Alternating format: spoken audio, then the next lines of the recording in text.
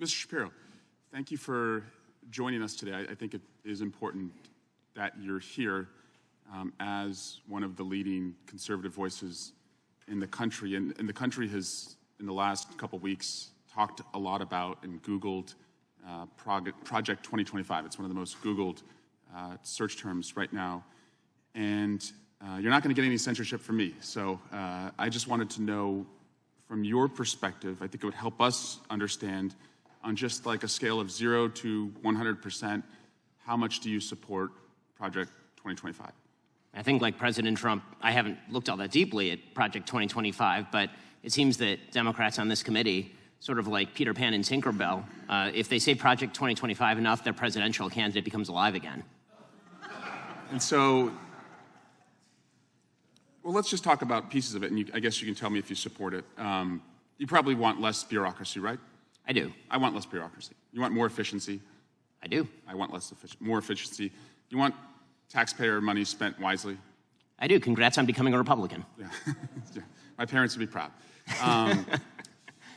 Mass deportations, it calls for that. Do you support that part? I support the deportation of any illegal immigrant who is in the United States who is not of benefit to the generalized American public. So if they're picking agriculture that puts food on the tables of everyday Americans, they've never committed a crime inside the United States, they didn't come across with documents, should they be deported? If they have not paid taxes and if their draw on the taxpayer benefits are larger than the contribution they are making to the economy, or if they're involved in criminal activity, they should be deported. How do we measure that? The same way that the IRS measures my income every year. It seems like if the IRS can track down every aspect of every receipt that I've ever submitted, and so they can do so for hundreds of millions of other Americans, they can do that for illegal immigrants as well, except for the fact that no one knows how many are in the country thanks to this administration. So you would be cool with creating a system where they could pay those taxes if they wanted to and then stay and work and put food on our table? It depends on how long it would take for them to pay the taxes, and they would also have to go presumably to the back of the line, although I'm not sure why I'm testifying about immigration policy at this point. How about banning the abortion pill? That's part of Project 2025. Do you support that part? I think that that's a state-by-state issue on a personal level. I'm just asking you.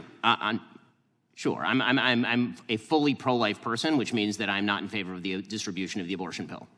Banning same-sex marriage, what about that part? I am in favor of traditional marriage between a man and a woman, and I'm perfectly fine with anyone having any sort of voluntary sexual arrangement they seek. That's a different thing from whether the government should attach benefits to that personal relationship. But you think it's a sin to have same-sex marriage? I mean, I'm confused. Are you asking me as a religious Jew what I think about biblically? I'm just asking, is it a sin to be gay? Is it a sin to be gay? I mean, how long do we have here? 2 minutes? I mean, if the basic idea is that sexual orientation is up for government regulation, I'm not in favor of the government regulating the private consenting sexual activity of adults. That is a different thing, once again, from whether the government ought to engage in actual benefits for particular sexual arrangements that adults make. But again, just you to me, is it a sin or not? From a religious Jewish perspective, orientation is not a sin, but activity is. That's also the same perspective of most major religions, so far as I'm aware. Okay. And how about cutting Social Security? Do you support that part of 2025? I'm not sure what Project 2025's position on Social Security is. I'm in favor of the restructuring of Social Security along the lines of privatization and lowering and increasing the retirement age, because you, as well as every other congressperson, knows Social Security is going to go bankrupt, and yet everyone seems to have an interest in lying about it for the next decade and a half until we have to take austerity measures or radically increase inflation or taxes. And bans against books about slavery. Do you support that part about? Why would I possibly be in favor of bans about books about slavery? That would be absolutely ridiculous. What I am in favor of is the idea that school libraries should be able to make decisions along the lines of what exactly is appropriate for, say, a 7th grader and whether they ought to be treated to cartoons and genderqueer. That's not quite the same thing.